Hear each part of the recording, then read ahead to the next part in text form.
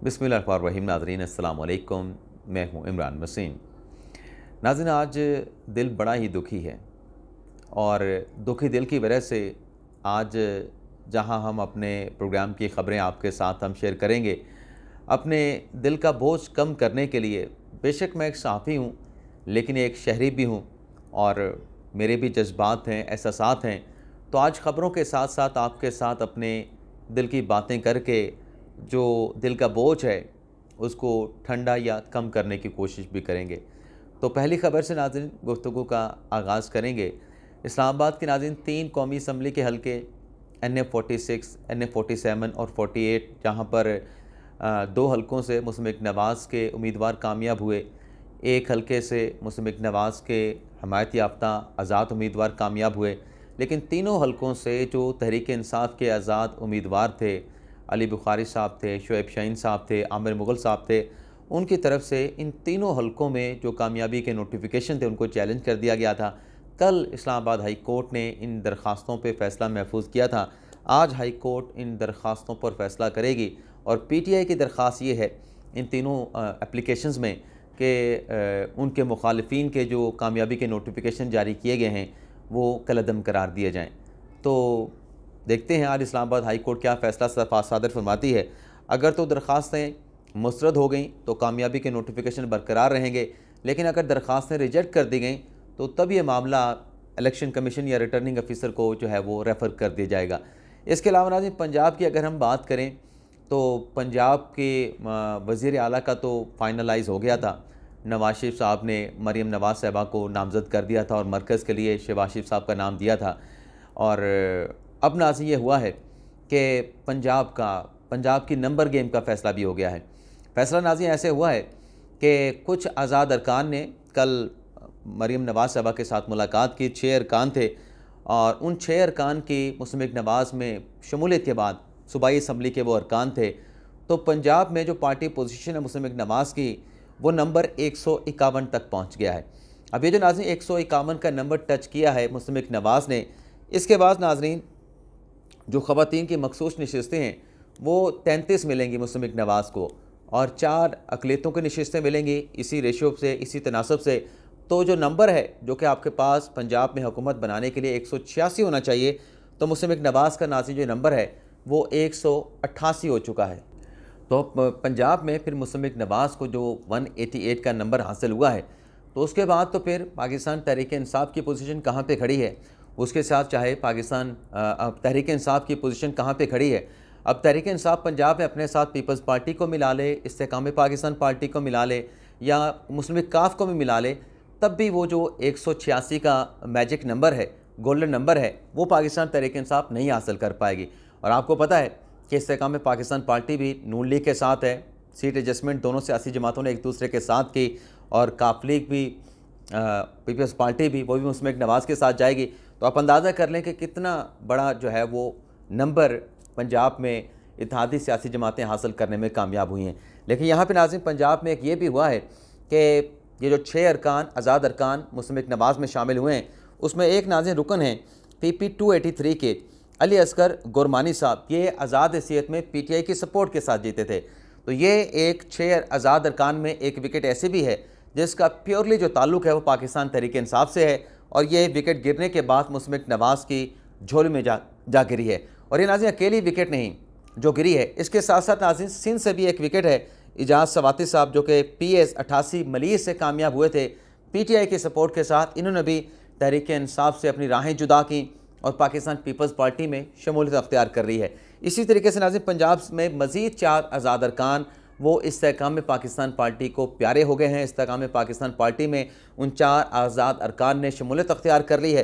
तो ये अगर नंबर नाज़रीन अगर हम कलेक्ट करें तो 6 अरकान नून लीग में गए, 4 अरकान इस्तेकाम पाकिस्तान पार्टी में आए और एक रुकन जो है वो चला गया पाकिस्तान पीपल्स पार्टी में।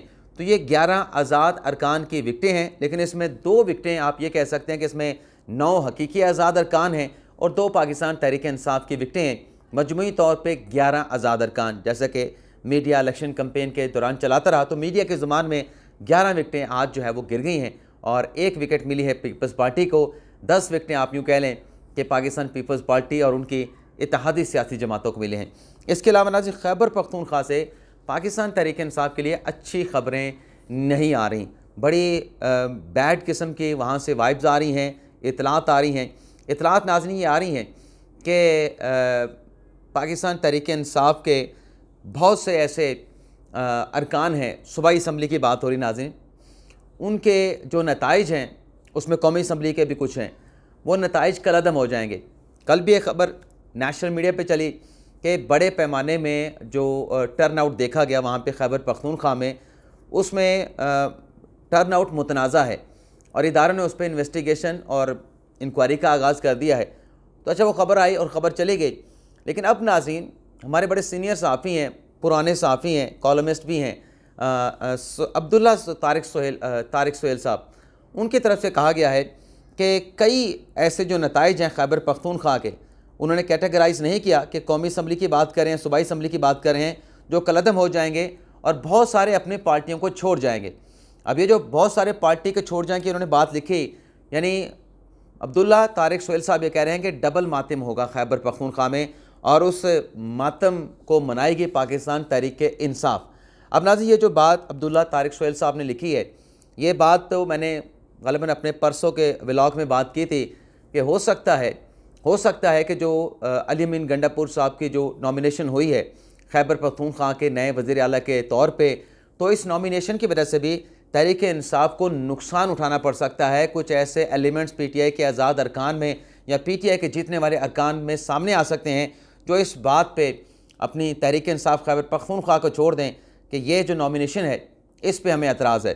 तो अब्दुल्ला तारिक सोहेल भट्ट साहब ने जो दावा किया है, ये वाइब्स पहले भी आ रही थी, अब एक बड़े सीनियर सहाफ़ी ने दावा कर दिया है कि जीतने वालों के नताइज कलअदम होंगे और बहुत सारे तहरीक इंसाफ को छोड़ जाएंगे, यानी डबल मातम की बात की अब्दुल्ला तारिक सोहेल साहब ने। तो देखते हैं मज़ीद इस हवाले से जो हतमी कोई डेवलपमेंट या कंक्रीट कोई चीज़ है कब तक सामने आती है। इसके अलावा नाज़रीन मरीम नवाज़ की मैंने बात की कि मरीम नवाज़ के साथ आज़ाद अरकान ने मुलाकात की और वो पंजाब की वज़ीर आला होंगी। तो पंजाब की वज़ारत आला के नॉमिनेशन के बाद, वैसे नाज़रीन ये भी आपको बता दें कि जो अली अमीन गंडापुर साहब हैं उनकी गिरफ़्तारी के हवाले से भी खबरें चल रही हैं, क्योंकि उनका नाम भी 9 मई के मुल्ज़मान में है। तो ऐसी वाइब्स आ रही हैं कि जो मुल्ज़मान अभी तक इश्तिहारी हैं, 9 मई के जो मुल्ज़मान हैं जो गिरफ़्तार नहीं हुए, मफरूर हैं, उनकी गिरफ़्तारी के लिए डिजिटल डिवाइसेस का सहारा लिया जा रहा है, मदद ली जा रही है और उनको गिरफ़्तार किया जाएगा।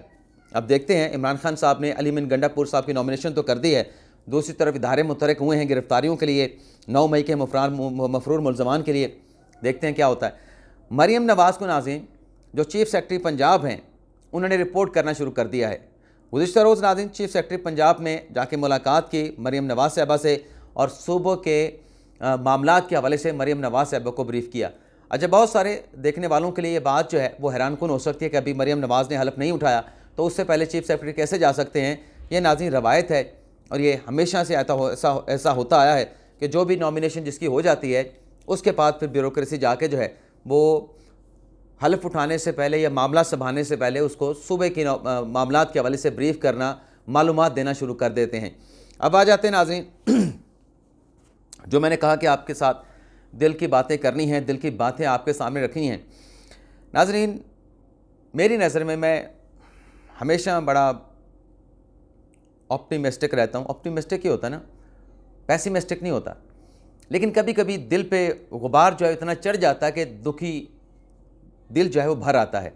यानी मैं ये कहना चाह रहा हूँ कि हम जो पाकिस्तान के अवाम हैं, हम खुद अपने दुश्मन हैं, अपने पाकिस्तान के दुश्मन हैं, खुद अपने मुल्क को नोचना शुरू कर देते हैं।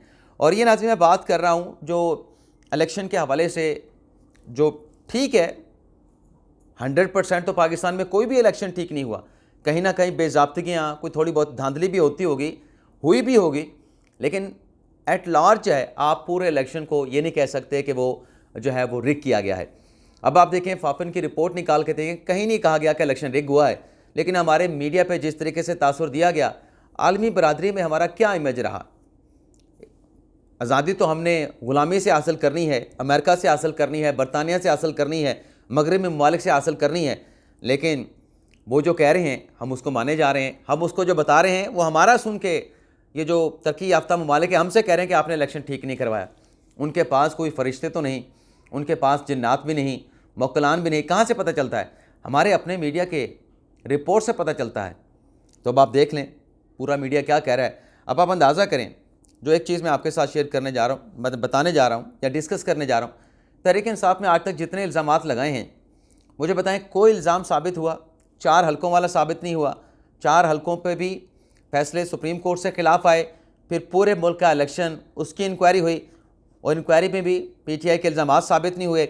फिर कहा गया कि वो 35 पंचर वाला इल्ज़ाम हमारा सियासी स्टेटमेंट था। और फिर एक पूरी ऐसी सीरीज़ है। शहबाज शरीफ पे इल्ज़ाम लगाया गया पनामा के दौरान, इंतखाबी धांधली के केस के दौरान, डेफामेशन के केस हुए, कोई पेश नहीं हुआ। मतलब किस एलिगेशन की बात करें जो आज तक साबित नहीं हुआ? सबूत मांगे तो सबूत नहीं दिए गए। तो यहाँ पे इंसान क्या करे? और अब आप देखें कि मौलाना फजल रहमान साहब कहते हैं कि इलेक्शन में धांधली हुई है।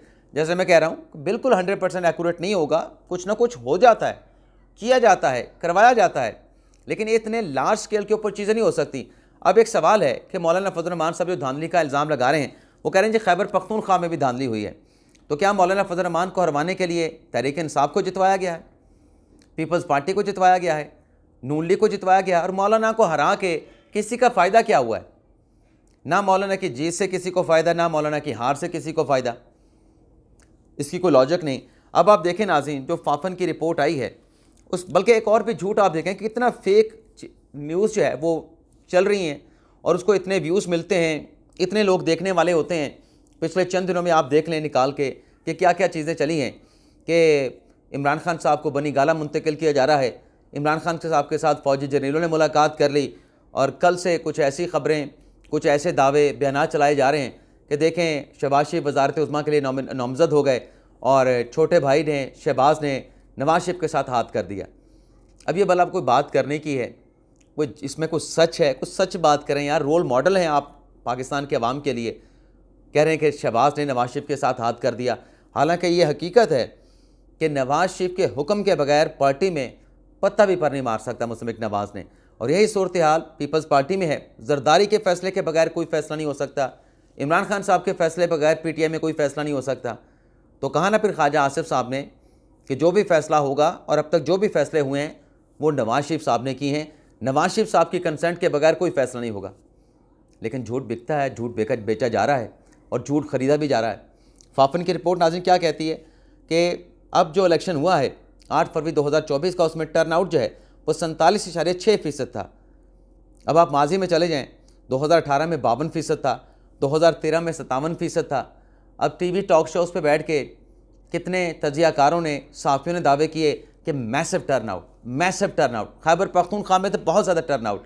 और खैबर पख्तूनख्वा में नाज़रीन आप जाएँ, पहले तो ये पूरे फिगर फाफन के साबित कर रहे हैं कि 10 साल पहले 2013 के इलेक्शन में 57% था, अब 47% है। तो 10% तो कम हो गया, हालांकि वोट भी बढ़े हैं, फिर भी टर्नआउट कम है, 2018 से भी कम है। तो कहाँ पे स्टैंड करेंगे वो तबसरे, तज्जिए, दावे? और फिर अगर हम नाज़रीन बात करें टोटल वोटों की, तो 12,80,000 वोट हैं। 6 करोड़ 6 लाख लोगों ने अपना हक़ राय दे इस्तेमाल किया, जो 2018 के मुकाबले में 58 लाख ज़्यादा है। टर्नआउट की बात करें, खैबर पख्तूनख्वा में तो पाकिस्तान तहरीक इंसाफ ने क्लीन स्वीप किया है, लेकिन वहाँ पर भी टर्नआउट कम है। हालांकि टर्नआउट ज़्यादा होने से पीटीआई की जीत होनी चाहिए थी, टर्नआउट कम होने से पाकिस्तान तहरीक इंसाफ कैसे जीत गई, ये नाज़रीन सवाल उठता है, लेकिन कोई सवाल नहीं उठाता। अब केपीके में देखें 39% टर्नआउट है इस जनरल इलेक्शन में, जबकि 2018 में ये 44% से भी ज़्यादा था। अब ये टर्नआउट भी कम है तो पीटीआई को वोट कहाँ से पड़ गए? अब ये सवाल तो पूछा जाएगा। इसी तरीके से नाज़रीन पंजाब में जो टर्नआउट है वो मौजूदा इलेक्शन में 51% है, 2018 के इलेक्शन में 56% था, तो 5% कम हुआ है। तो फिर क्या फ़र्क पड़ा? किसको जिताया, किसको हरवाया? और पीपल्स पार्टी जीती है तो धांधली नहीं हुई, तहरीक इंसाफ जीती है तो धांधली नहीं हुई, नून लीग अगर जीत गई तो धांधली हुई है। हालांकि नून लीग के जो सीटें हैं वो इलेक्शन से पहले बहुत ज़्यादा बताई जा रही थी, उनको कम मिली हैं। पीटीआई की कम बताई जा रही थी, पीटीआई को ज़्यादा मिली हैं। बहरहाल अल्लाह माफ़ करे, हम खुद ही काफ़ी हैं अपने मुल्क को डुबोने के लिए। आगे नाज़रीन, बल्कि मैं एक और नाज़रीन व्लॉगर को देख रहा था जो इलेक्शन से पहले और इलेक्शन के नताइज के बाद हर रोज़ 2 मरतबा ये प्रोपोगंडा करते थे कि इलेक्शन में धांधली करके पीटीआई को जो है वो कम सीटें दी गई हैं, नून लीग को ज़्यादा दी गई हैं।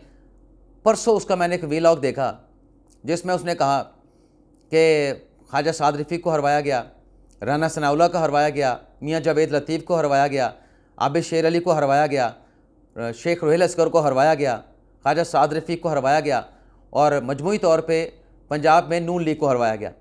तो मैं सुन के हैरान हुआ कि पिछले इतने दिनों से तो ये कंपेन कर रहा था कि नून लीग को जितवाया गया है, पीटीआई को हरवाया गया है, और आज ये अपने उस वीलॉग का कंटेंट साबित करने के लिए कह रहा है कि नून लीग को हरवाया गया है। तो fake news fake news fake news बेड़ा गर्क कर रही हैं, बुनियादें खोखली कर रही हैं, जड़ें खोखली कर रही हैं पाकिस्तान की। अस्करी टावर हमला केस में नाज़रीन यास्मीन राशिद साहबा और समेत 65 मुल्ज़मान पे 24 फरवरी को फर्द जुर्म लगने का इम्कान है।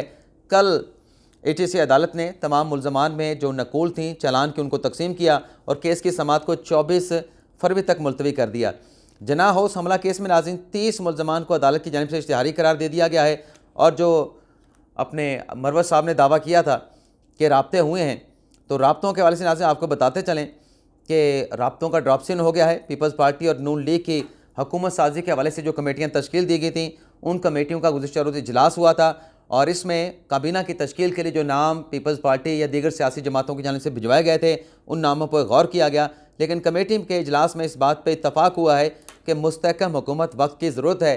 जो मुल्क को दरपेश जो मसाइल हैं, उन मसाइल से जो है वो मुल्क को निकाल सके। आज भी नाज़रीन इस कमेटी का इजलास होगा। आपसे इजाज़त चाहते हैं। अल्लाह ताला हम सब का हामी नासर अपनी दुआ में याद रखिएगा। अल्लाह हाफ़िज़।